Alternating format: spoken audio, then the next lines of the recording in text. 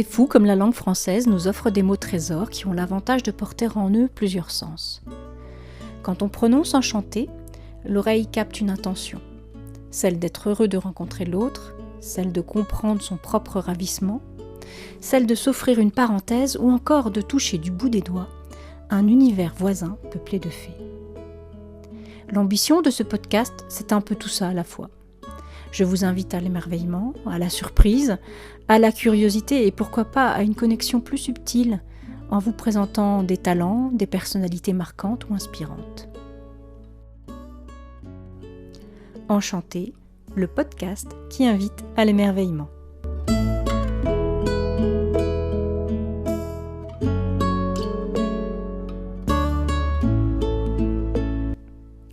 Aujourd'hui, je pars à la rencontre d'Anne Procureur qui vit dans un petit village verdoyant de Haute-Marne, un lieu enchanteur. Dans son atelier de la Fauche, elle sculpte, fabrique des céramiques ou encore des œuvres en rocaille. Elle a fait de son lieu de vie son lieu de création. Un projet issu d'une démarche de reconversion. J'arrive à la Fauche, à l'entrée de la rue du Château.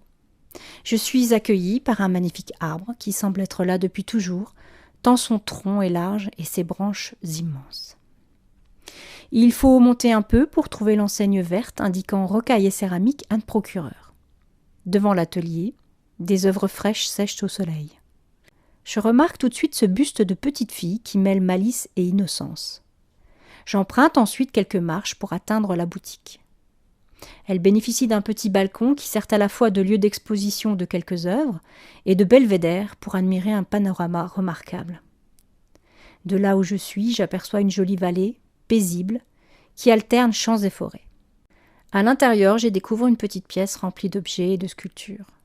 Ici, une panthère aux couleurs sombres, plus loin des lapins rieurs, des citrouilles aux couleurs étonnantes, oscillant entre le bleu et l'orange, ou encore une colonie d'escargots aussi différents par leur forme que par leur couleur ou leur posture. Il y a aussi des fleurs dont la tige en métal et les pétales en céramique en font de belles éternelles. Pour l'interview, nous décidons de nous installer dans son jardin. C'est un endroit privilégié, voire sacré, qui invite au repos, à l'inspiration et à la contemplation. Les plantes et les fleurs sont partout présentes, les œuvres d'Anne aussi. Elle semble vivre dans cette nature florissante. On y côtoie des champignons en béton, des nichoirs à oiseaux en céramique, un mobilier extérieur en rocaille qui semble constitué de bois et de branches. Celui qui sait regarder avec des yeux d'enfant peut même y voir un petit peuple composé de lutins et de fées. Assises toutes les deux sur un banc de pierre, entourées de fleurs et accompagnées du doux son de la fontaine toute proche, la discussion commence. Les premiers mots sont hésitants, timides, mais l'échange se transforme rapidement en un beau moment d'humanité.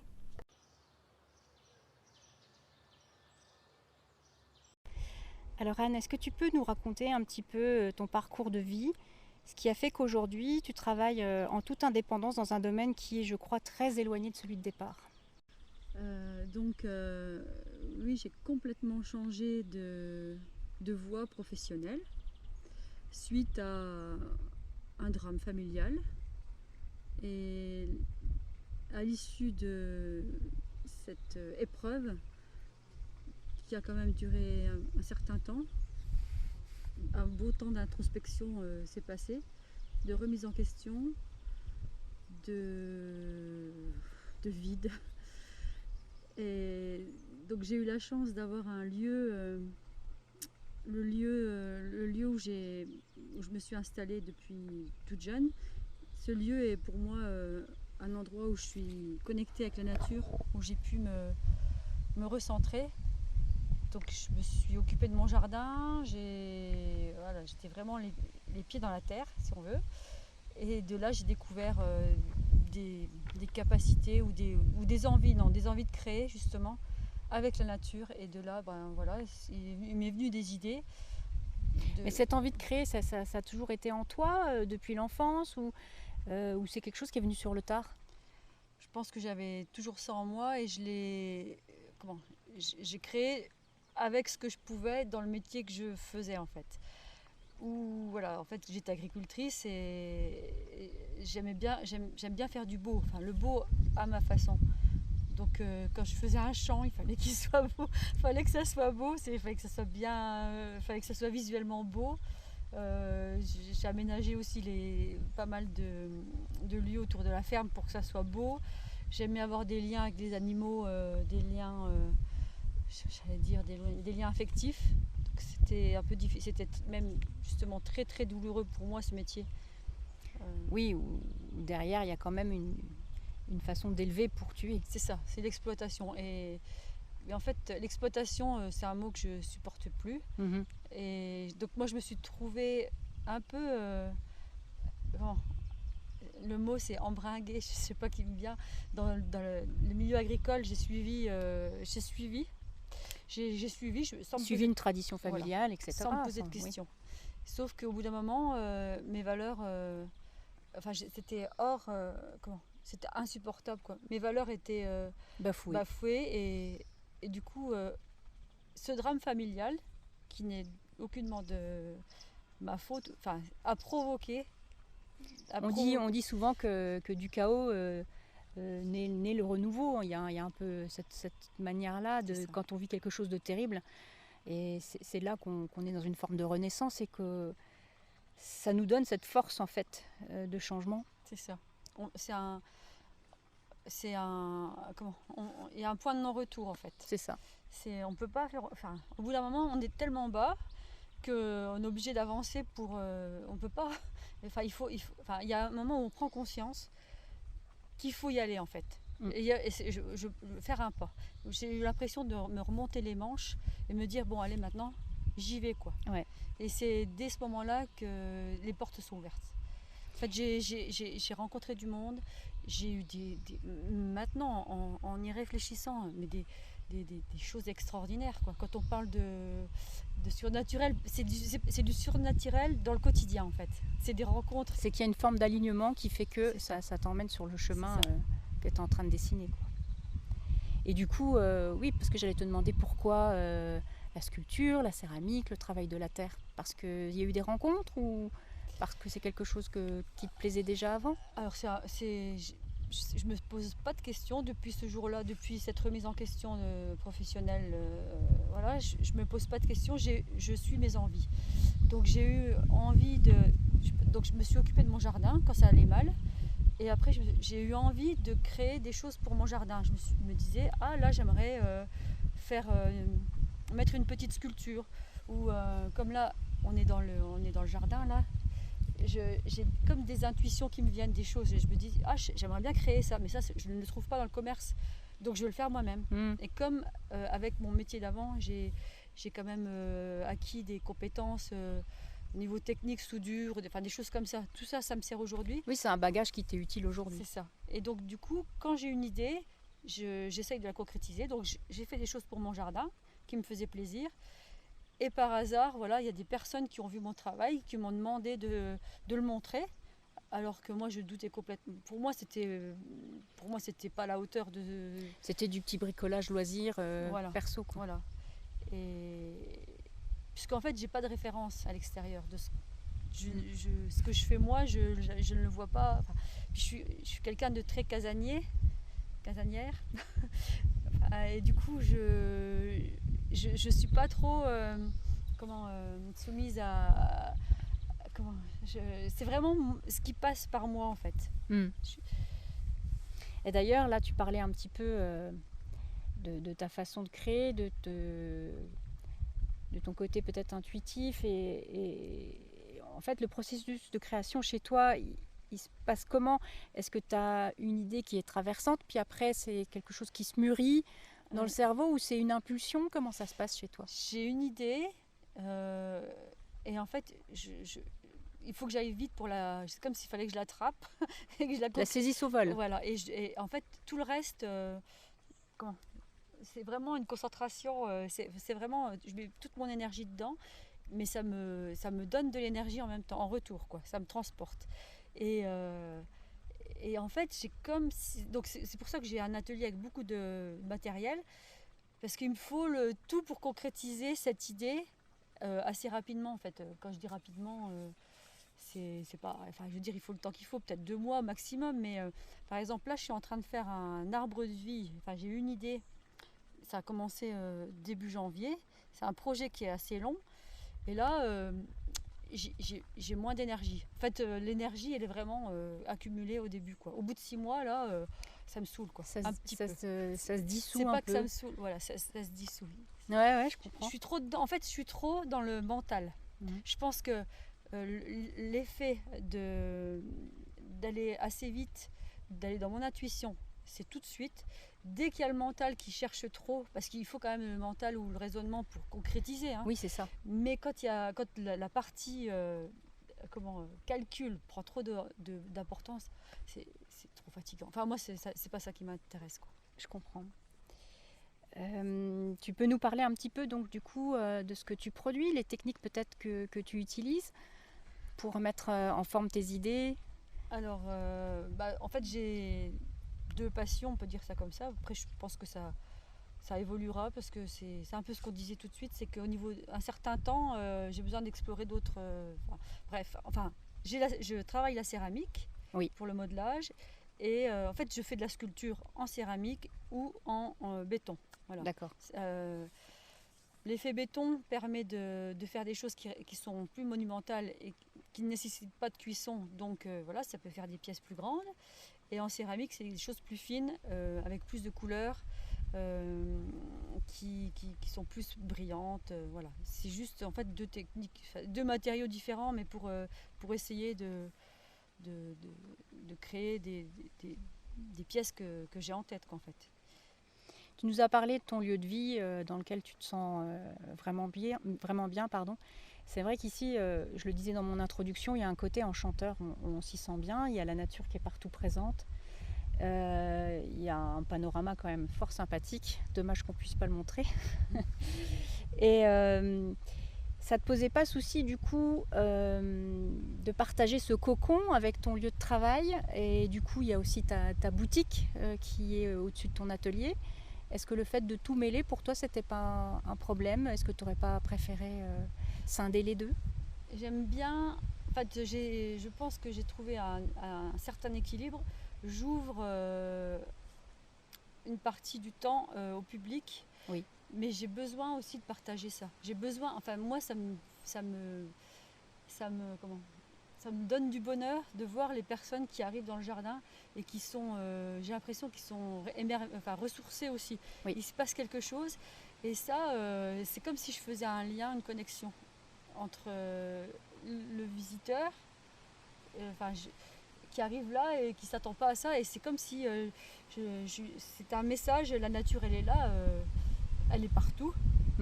Moi, je l'ai mise un petit peu en scène parce que voilà, c'est une mise en scène, mais elle est partout, il suffit de la regarder. C'est ça en fait. Je pense que les gens, beaucoup de personnes sont déconnectés parce qu'ils ne regardent plus. Oui. Il suffit de se poser un instant et puis juste de voir, de ressentir et de prendre le temps de regarder. Et là, c'est ce que j'ai voulu faire, c'est un peu créer une petite bulle et je la garder pour moi seule. Non, je pourrais pas. Non. Oui, sachant que tu ouvres, il me semble, les vendredis après-midi. C'est ça. Et donc tout le reste du temps, tu peux te consacrer à ton travail, à ta famille. Ma famille peut aussi profiter du jardin sans être... Voilà, il faut vraiment faire quand même une coupure, que chacun se sente bien. Voilà. Là maintenant, ça fait combien de temps que tu as fait ce virage professionnel et personnel? Ça fait à peu près, donc ça fait 3 ans que je suis installée en tant qu'artisan d'art, mais entre les deux, j'avais déjà commencé sous le couvert d'une autre activité, donc ça fait à peu près 5 ans. 5 ans. Et donc 5 ans, c'est peut-être le début d'un petit bilan. Comment tu te sens toi aujourd'hui dans ta vie? Est-ce que les espérances que tu avais mises dans ce projet sont dépassées, ou au contraire, est-ce que tu as parfois quelques désillusions? Comment tu vis tout ça? Alors, je pense que c'est encore une histoire de timing. Au début, donc c'est vraiment une nouvelle page qui s'est ouverte. Donc c'est un peu le rêve, quoi, en fait. Donc ça a démarré de zéro, puisque ça a démarré d'un état de survie, Oui. D'une impulsion de vie. Une impulsion de vie. Donc après, il ne se passait aucune question. Je n'avais rien à perdre. Donc du coup, chaque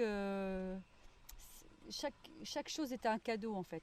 Et là, au bout de 5 ans, il y a eu beaucoup de problèmes aussi, Covid, au niveau de la société. En fait, et là, je me dis, il y a l'effet mental encore qui revient et je me pose des questions par rapport à la rentabilité, alors que ça fonctionne. Mais là, c'est des questions qui me saturent un petit peu en ce moment, alors qu'avant, je me disais, de toute façon, si je m'amuse plus, j'arrête. Et là, je suis en train de me dire, je m'amuse un peu moins. Enfin, cette partie... Parce qu'il y a le côté peut-être raisonné qui est en train de prendre le pas. C'est ça, comme à chaque fois. Enfin, comme, pas à chaque fois, mais... comme quand on est dans la vie. Non, mais on a toujours peur de manquer, de pas y arriver, de pourquoi, du comment, on se pose trop de questions. Et pourquoi? Alors avant, c'est que du bonheur quand tu ne te poses pas ces questions. Et tout arrive en fait, et toutes les portes s'ouvrent et tu rencontres les personnes. C'est la fameuse question du lâcher prise. Et en fait, le lâcher prise, tu l'as quand tu es au fond du truc. C'est vrai. Et c'est quelque chose qu'il faudrait qu'on arrive à cultiver tout le temps. Voilà, ou alors accepter, en fait, quand il y a des moments de doute ou de difficulté, que ces moments-là sont des moments positifs. Parce qu'on les... Ils sont pas là pour rien quelque part. Ouais, c'est ça. Et dans notre tête, on se dit, oh non, ça recommence, ça recommence. Mais alors que c'est là, justement, c'est là qu'on se remet en question. C'est là en fait, c'est là qu'on est vraiment connecté à soi-même. Mais est-ce que du coup, c'est pas aussi le terrain d'envie de nouveauté? Parce que j'ai l'impression que tu me disais aussi que tu aimais bien explorer pas mal de choses. Oui. Peut-être que tu peux t'ennuyer vite si tu fais qu'une technique puis deux, et puis quand tu as fait le tour de la question, peut-être que tu as envie d'explorer d'autres choses. C'est un peu ça. Là, j'ai un peu le sentiment de vouloir... Enfin, je sais pas, c'est pas clair. En fait, c'est pas encore clair dans ma tête. J'ai comme des pistes de choses. On me demande beaucoup pour faire des ateliers. Oui, dans le côté transmission. Voilà, côté transmission. Je n'ai pas l'impression d'être encore prête. Après, si j'écoutais les gens, je le ferais. Mais le oui n'est pas vraiment encore en moi. Mais je ne sais pas pourquoi, j'ai vraiment plus l'intuition que ça soit plus de proposer mon jardin. Je ne sais pas de quelle manière. Je ne sais pas comment, mais je ne sais pas. En tout cas, il y a quand même une envie de projet, une envie de faire autre chose et qui va certainement mûrir. On rappelle peut-être aussi que tu es en exposition à l'Ifol-le-Grand. Oui. C'est jusque quand? C'est jusqu'à la fin août. Donc c'est au musée à l'Ifol-le-Grand. C'est ouvert tous les samedis et dimanches après-midi. Après sur Nancy, il y a aussi une boutique de créateurs au Saint-Sébastien. Puis là, je vais aussi... Parce qu'en fait, il faut quand même... c'est ça, je me prends dans le côté... Les expositions, c'est bien parce qu'il faut montrer son travail, mais en même temps...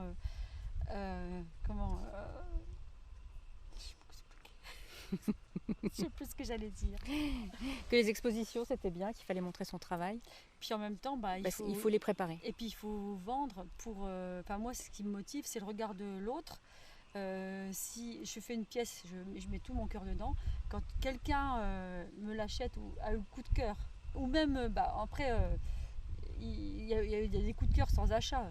C'est sûr que ça fait plaisir aussi, mais le fait que ça donne envie de travailler, quoi, en fait. Ça donne envie de recommencer, ça donne envie de... Donc c'est ça, il faut bouger, il faut montrer son travail, il faut être présent. Et puis c'est un dépassement de soi aussi, parce que je parlais de l'autre jour au musée, justement, il y a eu un vernissage où... avant, c'était très difficile pour moi de parler en public, ou même de parler devant 2 personnes. Il y a encore même... 1 an, 2 ans, je sais plus. Et aujourd'hui, de parler devant un micro. Ça va. Mais là, en fait, devant un micro, ça va. Mais l'autre jour, il y avait une petite assemblée, 50 personnes. J'avais rien préparé. J'ai parlé comme ça, mais je suis fière de moi, en fait. Parce que je me dis, mais je reviens de loin, quoi. Est-ce que tu voulais ajouter quelque chose? Moi, j'ai fait mon petit tour de questions pour permettre à tous de découvrir. Est-ce qu'on a oublié d'évoquer quelque chose ensemble? Moi, il y a une ligne de conduite, enfin depuis toujours, je pense que c'est peut-être mes parents qui m'ont transmis ça ou le monde agricole ancien, et c'est que tout est possible. Je me suis toujours dit, même si je le fais à ma manière ou pas aussi bien que quelqu'un, j'essaye de le faire. Si quelqu'un y arrive, il n'y a pas de raison que j'y arrive pas. Donc c'est un peu c'est mon moteur en fait. Voilà. Ok. Merci beaucoup, Anne. Merci beaucoup, Dominique.